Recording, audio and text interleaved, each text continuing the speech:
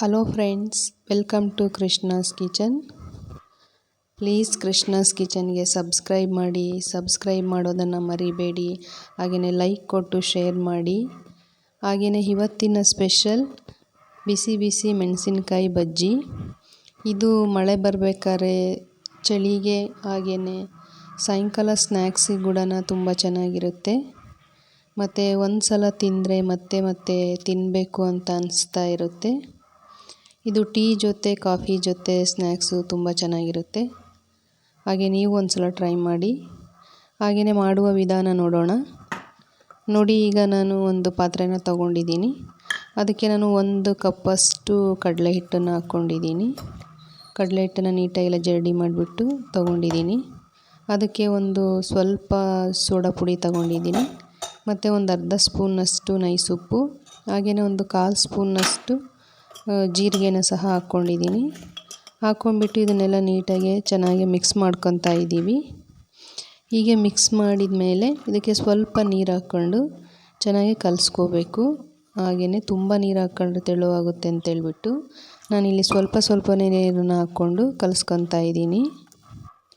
ನೋಡಿ, ಈ ರೀತಿಯಾಗಿ ಕಲಸಿರ್ತಕ್ಕಂಥ ಹಿಟ್ಟು ರೆಡಿಯಾಗಿದೆ.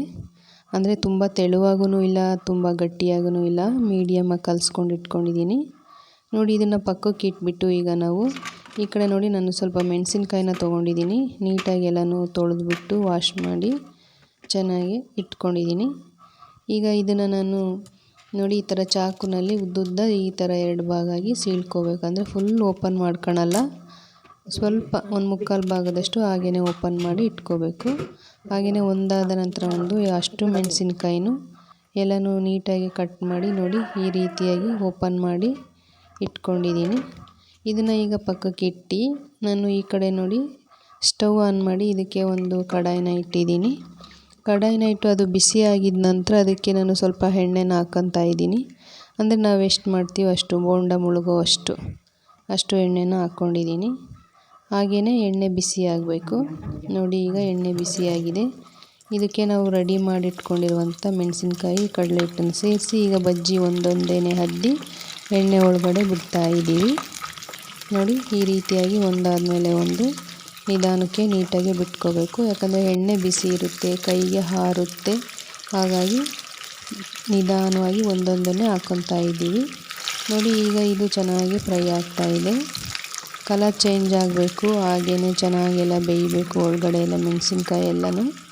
ಹಾಗೆಯೇ ನಿಧಾನವಾಗಿ ಸ್ವಲ್ಪ ಊರಿನ ಮೀಡಿಯಮ್ ಫ್ಲೇಮಲ್ಲಿ ಇಟ್ಕೊಂಡು ಒಂದು 4ರಿಂದ 5 ನಿಮಿಷ ಹಾಗೆಯೇ ಬೇಯಿಸ್ಕೊತಾ ಇದ್ದೀವಿ. ನೋಡಿ, ಈ ಥರ ಮೆಣಸಿನ್ಕಾಯಿ ಬಜ್ಜಿ ರೆಡಿಯಾಗಿ ಬೇಯ್ತಾ ಇದೆ. ಈಗ ಇದನ್ನು ನಾನೀಗ 1-2 ನಿಮಿಷನೂ ಹೀಗೆ ಸಣ್ಣ ಊರಿನಲ್ಲೇ ಫ್ರೈ ಮಾಡ್ಕೊತಾ ಇರ್ತೀನಿ. ಯಾಕಂದರೆ ಅದು ಒಳಗಡೆ ಇರುವ ಕಡಲೆ ಹಿಟ್ಟೆಲ್ಲ ಚೆನ್ನಾಗಿ ಬೇಯಬೇಕು, ಮೆಣಸಿನ್ಕಾಯಿ ಬೇಯಬೇಕಲ್ವ, ಹಾಗೆ ನಿಧಾನಕ್ಕೆ ಬೇಯಿಸ್ಕೊತಾ ಇರಬೇಕು. ನೋಡಿ, ಈಗ ಈ ಥರ ಮೆಣಸಿನ್ಕಾಯಿ ಬಜ್ಜಿ ಕೆಂಪುಗೆ ಕಲರ್ ಚೇಂಜ್ ಆಗಿ ಚೆನ್ನಾಗಿ ರೋಸ್ಟ್ ಆಗಿದೆ, ಅಂದರೆ ಚೆನ್ನಾಗಿ ಬೆಂದಿದೆ. ಈಗ ಇದನ್ನು ನಾನು ಒಂದು ಪ್ಲೇಟ್ಗೆ ಸರ್ವ್ ಮಾಡ್ಕೊತಾ ಇದ್ದೀನಿ. ಹಾಗೆಯೇ ಈ ವಿಡಿಯೋ ಇಷ್ಟ ಆಗಿದ್ದರೆ ನೀವು ಒಂದು ಸಲ ನಿಮ್ಮ ಮನೆಯಲ್ಲಿ ಟ್ರೈ ಮಾಡಿ ನೋಡಿ. ಬಟ್ ಹೇಗೆ ಬಂದಿರುತ್ತೆ ಅಂತ ಕಮೆಂಟ್ ಮಾಡಿ ತಿಳಿಸಿ. ಹಾಗೆಯೇ ಈ ರೀತಿಯಾಗಿ ಮೆಣಸಿನ್ಕಾಯಿ ಬಜ್ಜಿ ಬಿಸಿ ಬಿಸಿ ರೆಡಿಯಾಗಿದ್ದಾವೆ. ಸಂಜೆ ಸ್ನ್ಯಾಕ್ಸ್ಗೆ ತುಂಬ ಚೆನ್ನಾಗಿರುತ್ತೆ. ಮತ್ತು ಮಳೆ ಬರಬೇಕಾದ್ರೆ ಚಳಿಗೆ ಟೀ ಜೊತೆ ಕಾಫಿ ಜೊತೆನೂ ಚೆನ್ನಾಗಿರುತ್ತೆ. ಈ ಥರ ನೀವು ಒಂದು ಸಲ ಟ್ರೈ ಮಾಡಿ ನಿಮ್ಮ ಮನೆಯಲ್ಲಿ. ಇಷ್ಟ ಆದರೆ ಕಮೆಂಟ್ ಮಾಡಿ.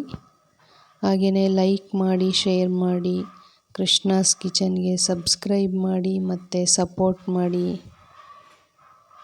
ಮತ್ತಷ್ಟು ಈಸಿ ರೆಸಿಪಿಗಳೊಂದಿಗೆ ಮತ್ತೆ ನೆಕ್ಸ್ಟ್ ವಿಡಿಯೋದಲ್ಲಿ ಮತ್ತೆ ಸಿಗ್ತೀನಿ. ಹಾಗೆಯೇ ವಿಡಿಯೋ ನೋಡಿದ್ದಕ್ಕಾಗಿ ಎಲ್ಲರಿಗೂ ಧನ್ಯವಾದಗಳು.